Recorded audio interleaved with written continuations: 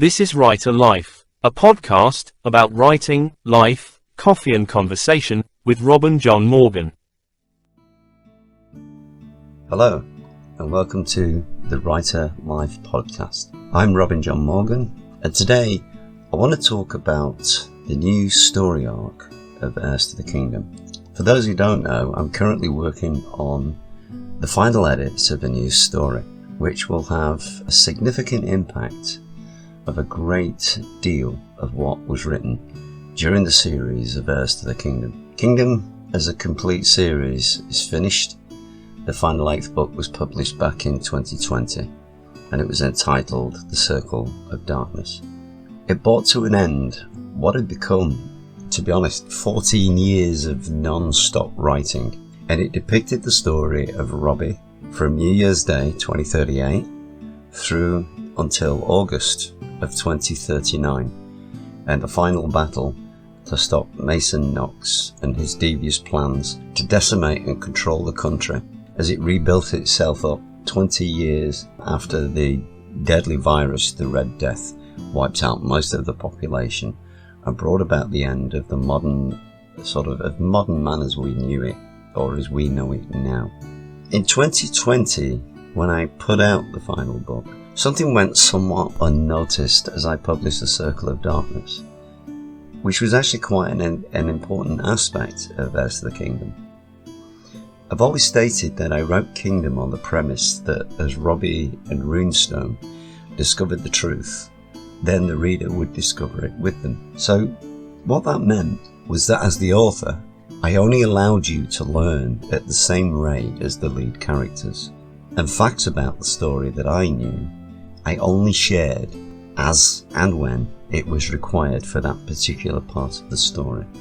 I suppose in a way you could call it an author's sleight of hand. Now, there's no secret that my files on Heirs to the Kingdom were much larger than the books, and I do have a wealth of information that was done as research in the preparation for the writing of the series.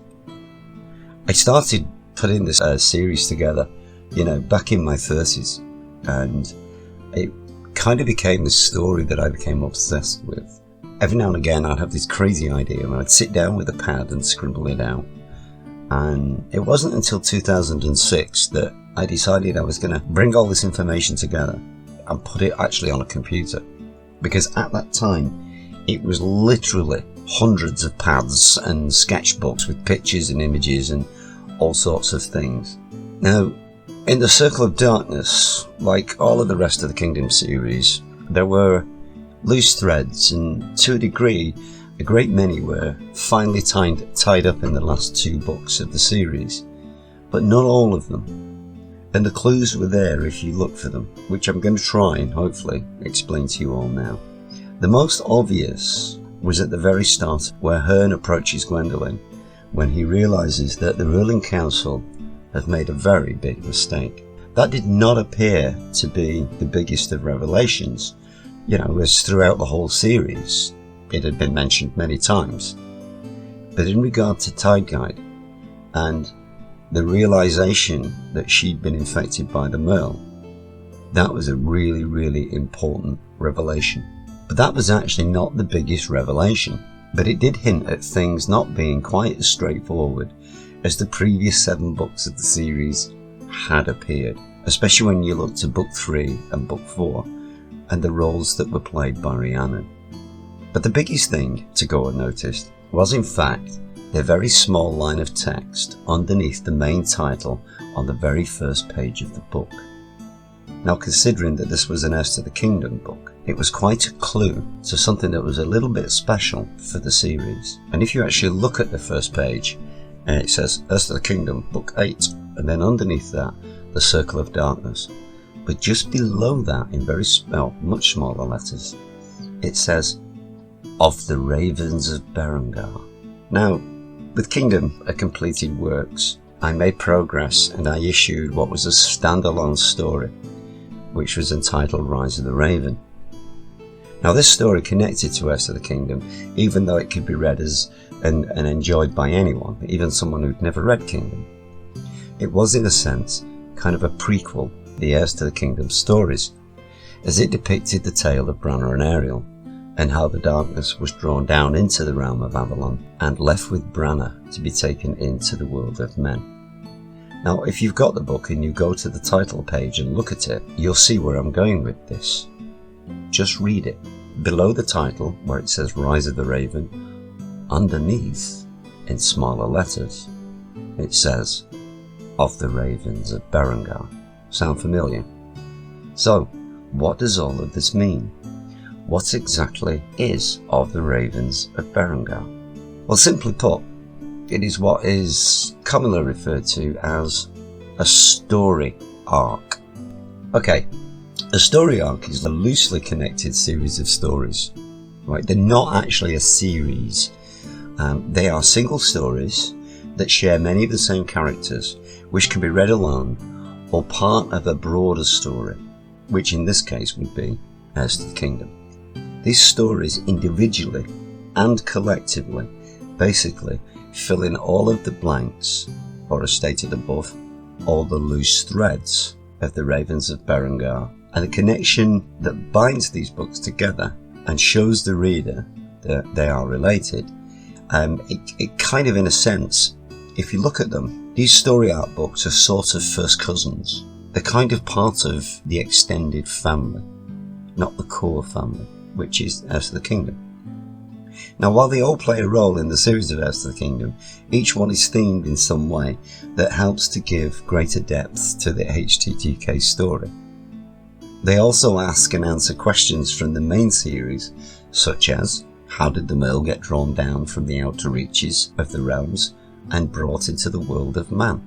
Now, the answer to that one lies in the story of Rise of the Raven, as we meet Branna and Ariel and follow what is their own personal story. But it also features parts of Kingdom. It explains how Branna, in her eagerness to prove herself more worthy than the Fae of Golden Hair, she makes an error. And that error has repercussions throughout the future timeline that ends up with Runestone's final confrontation with Branna and her fall at the hands of Rhiannon. That is why the Circle of Darkness has the subtitle or arc name of the Ravens of Berengar. Now, whilst Rise of the Raven is the start of Branna's reign of darkness, the Circle of Darkness, which is Heirs to the Kingdom Book 8, shows the end of her reign of darkness at the hands of Runestone. They're related by threads that need to be tied up to finish the whole of that aspect of Heirs to the Kingdom. They are, in a sense, one ending, but not the ending, as there are other stories that need to have their threads tied up. Hence, the story arc is comprised of 3 books, the second of which is currently in the final stages of being prepared. Now, like Rise of the Raven, my next book, which will be called The Countess of Darkness, takes on the story of Morgana of Cornwall. And in many ways, this is a full telling of why Morgan Le Fay in Heirs to the Kingdom, Book 6, The Last Hour of the Woodland Realm, tries to take out her revenge on the ruling council when she summons them all to her presence in the Great Hall of Rhiannon under the Citadel Mount in Avalon.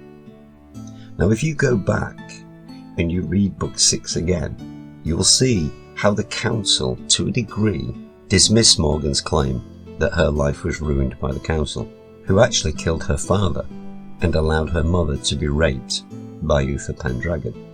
It is the one book in the Kingdom series that actually shows a greater depth to Morgan, especially around her younger assistant, Ursula. Morgan is hurt by what the council did to her, and she does show in this book a little bit of vulnerability, which is kind of surprising, as throughout most of the series to date, she has appeared as cold and ruthless. Now, I think it's clear in the book that she holds a sense of nostalgia about Avalon as she talks to Ursula, and she feels a strong and powerful connection with the realm. I think it really does come across as if Avalon to her is a really, really special place in her mind, and it has some form of powerful emotion that is linked to it. Now, towards the end of the book, she sends Ursula away, almost as if she cares for the young girl and wants to protect her. She tries to completely destroy all of Avalon by soaking its power up into the Star of the Merle. And yet, she sends Ursula out of the realm on a task. But why do that? I've actually wondered why no one appeared to question that. I mean, especially when you get to book 8 and you actually discover that Ursula is actually Ariel's granddaughter. And she is actually indeed the great-granddaughter of an Aria, who was the most powerful Fey mystic ever known, and was also the teacher of Sequana, advisor to Rhiannon. In book 5 it's clear that Ursula, who starts out the book as disfigured and sort of the worn-out old figure of the crone, has got some form of mystical power. Now we know this because she can read the runestones, and she also sees aspects of the future to help Morgan. That was the first clue to her line of power, which we now know is the line of an Aria. Morgan restores her back to her natural self, where she takes on the role as Morgan's assistant. And it's clear that Morgan has a lot of faith in her ability. I mean, she trusts Ursula to brew up important potions for her. Now that is the second biggest clue, because it's a very important aspect, and it's actually one aspect of Ariel, because she uses potions and her herbal powers to recover Branna. It's clear that Morgan knows Ursula's true identity, and as a result, she takes her in and she cares for her. She even allows her to start seeing Tom the soldier and actually have a relationship with him. It's almost as if Morgan treats her more like a daughter at times, and yet, she's the dark one, the notoriously cruel, evil and sadistic Morgan Le Fay. So why does she appear to care and protect what is actually a child of a very powerful line of white power? As I'm recording this, it has actually been 3 years since I released the final book in the Heirs to the Kingdom series, which was The Circle of Darkness, book 8. Now, Heirs to the Kingdom throws out a lot of threads to unanswered questions, and for some time I've actually wondered, just how many had been spotted by the readers. It was actually during the writing of book 6 that I began to seriously put together what will be released under the title of The Countess of Darkness. Now, it's my hope that the readers will go through this book and it will make them stop in their tracks and actually start asking what I consider to be all the right questions, and the actual reason for these 3 arc stories. So let me start with a few minor things to, in a sense, prepare you for the next book. And if you want to be really prepared, you could go back to book 6 and give it another read, and possibly, look at book 5 as well. Ask yourself these questions. If Morgan was so evil, then why did Merlin take her on as an assistant? I mean, he was a wizard. Surely Merlin could see the evil inside her. And let's be honest, if she's so evil, so dark and so corrupt, why would he bother to train her in the white lines? Ask yourself, what was the truth of the white bead she had around her neck? Which, if you remember, Runestone tears it from her as she destroys the castle at Dunatar. Now, it obviously has some significance, because firstly I've mentioned it, and Runestone tore it away from her. But what was that really about? It's a good question. Ask yourself this. Why did Morgan leave Opal and Merlin in the woodland of the Hidden Realm to wander around for centuries? And yet, she used a sleeping charm to place Herne, Gwendolyn, her daughters, and their children into crystal tubes in the dungeons of the castle in the Hidden Realm. Why not put Merlin and Opal in them also? Now, there's obviously a very good reason for that. But why haven't you asked the question? Consider this. Why did Morgan build her castle in the Hidden Realm in the first place? And how did she survive there? When, if you consider book 4, when both Robbie and Runestone are in the Hidden Realm, Runestone knew if they remained there, they were going to die. And Robbie was going to die before her because he was a mortal life. And mortals died very quickly, alone in the Hidden Realm. And yet, Morgana lives there. In the 5th book, The Crystal of the Mirrored Waters, why was Morgan at her burned out cottage when Merlin confronted her? I mean, if you think about it, it was completely burned down. There literally was nothing left. So what was the point in her returning to it? And last but not least, and possibly one of the most important questions that should be asked, is why did Morgana kill her own son and his wife, and then raise Mason as her own son, not grandson, her own son? And why was his last name Knox? Now there is a question that in all of the years of writing Heirs to the Kingdom, no one has ever asked me.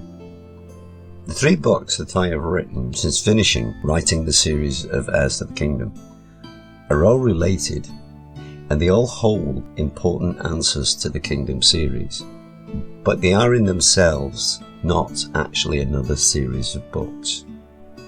Now, as you know, because it's out there, Rise of the Raven starts long before the series even begins.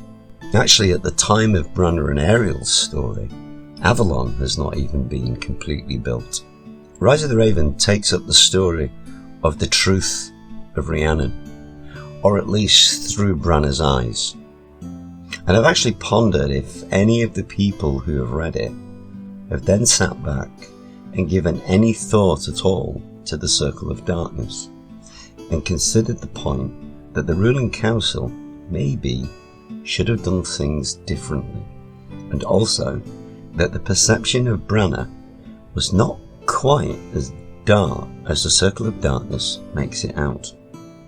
Because if you look at her character in Rise of the Raven, she's nowhere as evil as the Circle of Darkness makes her out to be.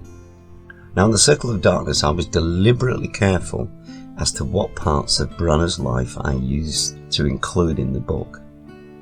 I did paint a one-sided story, and it was deliberate. And it's kind of mean of me, but, I wrote only what was given by others to Runestone. Now, there really is a very good reason for that, which the readers will discover in the final 3rd book of the story arc. But for now, I want to simply focus on the book to be released next, which is the story of Morgana of Cornwall. The Countess of Darkness will give a full representation of Morgana's life from childhood until she becomes corrupted by the darkness. It will focus on her life in Avalon and her struggles to come to terms with the loss of her father. It will show her life in the shadow of her half-brother, Arthur. And there are moments within it that do kind of cross over with the Arthurian legend. It's not a huge amount, because at the end of the day, if you actually track back through history, not an awful lot has been written about Morgana in the past. Which actually I love that, because it made it so much easier to create her life, which does include references to the tale of old and King Arthur. The book will show her relationship with her own mother and also with Branna, for this story will take place once Ariel has been sealed in her crystal box of sleep, which was the end of Rise of the Raven. Now, there are crossovers with Heirs to the Kingdom, because, you'll find that Fagin is in this story, as well as Gwendolen and Rain, Merlin and Rhiannon. This book will answer questions related to much of the Kingdom backstory, just like Rise of the Raven filled in the blanks of Bridget Violet's reign and death. And the Countess of Darkness will pass through the death of Eleanor, which was Rhiannon's daughter, and also the death of Eve. The book will allow the readers to see the very start of Morgana's life and her day-to-day dealings and mindset at a time when the world of men had actually reached the Dark Ages. I've got to say, I am extremely happy with this book, and I do think for everyone who's read all 8 of the Heirs to the Kingdom stories, they will get a lot out of reading this book. This is the sort of story that everybody expected, but is nothing like they are expecting. But it really is a good tale, and it needed to be told. It is one of 3 related stories that I finished, and I will pull together so much more of the Heirs to the Kingdom series by putting these books out. It's my hope that they will enhance the series even more.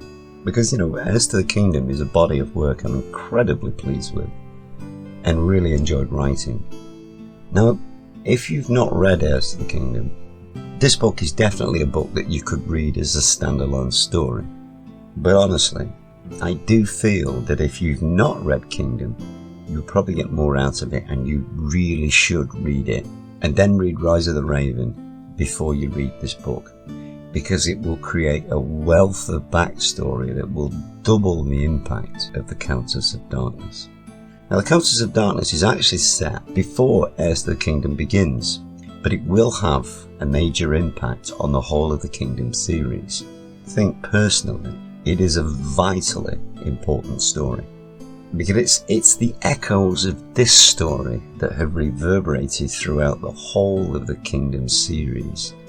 And I do hope it will help the reader to understand some of her strange behaviour at times.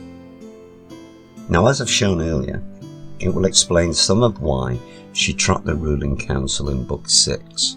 It will also explain why Mordred was drawn to her in a blacker form through the sword in Dunatar. The story will show why she has an absolute hatred of runestone. And oddly enough, why the flower of Albolin, which is the White Star, is so important to the Forest of Time and the actual legacy of the White Lord himself. There's a lot to unpack reading this story, but I've tried to write this in as simple a form as I possibly could, and in a very similar style that I've written Heirs to the Kingdom. So each step of Morgana's life will bring to light other aspects of the Heirs to the Kingdom books. Now, once this book from this arc of stories is out, I will then start to prepare the final book, which will be the 3rd book in this arc, and it is only a 3-book arc. There will be no more, just the 3. Now, this one will go right past Heirs to the Kingdom, and it will actually be set in Locksley and in Florey, 18 years after the Circle of Darkness, which is the final Heirs to the Kingdom story.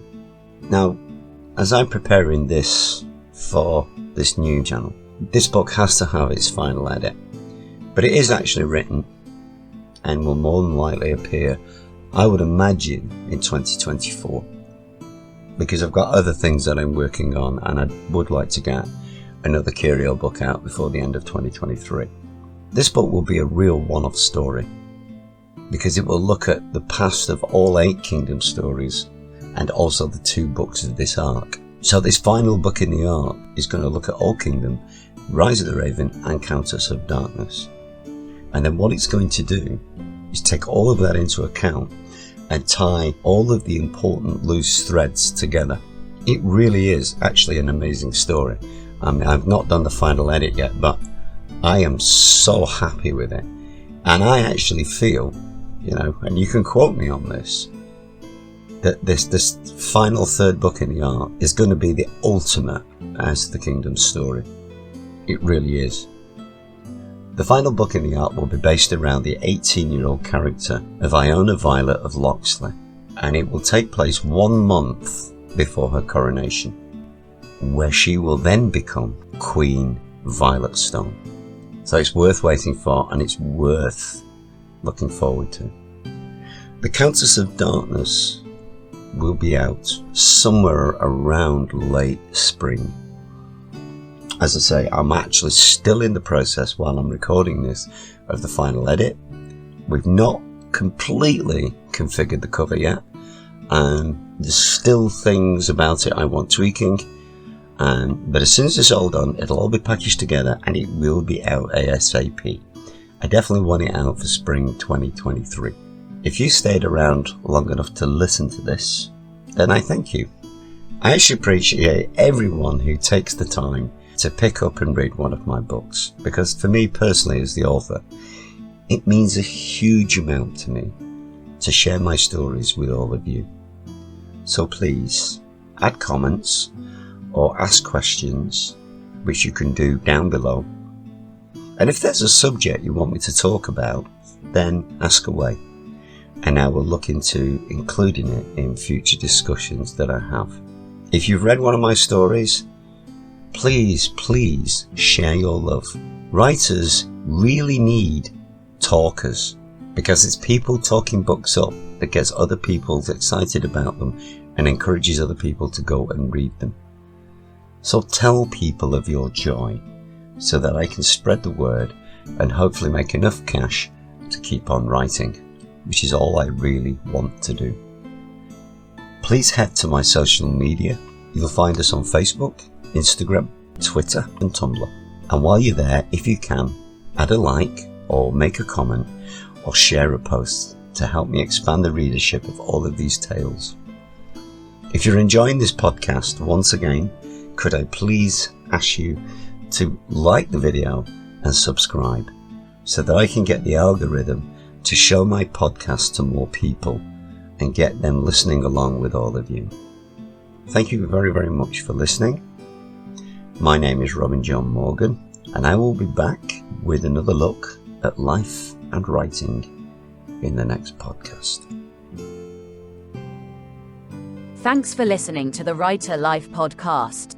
If you have enjoyed this episode, or there are areas of Robin's stories you would like him to discuss, please add your thoughts and questions in the comments, and we will include them in a future episode. You can follow Robin on all his social media links, which you will find listed below, and please, like and subscribe to this channel, so you get the latest notifications when he posts.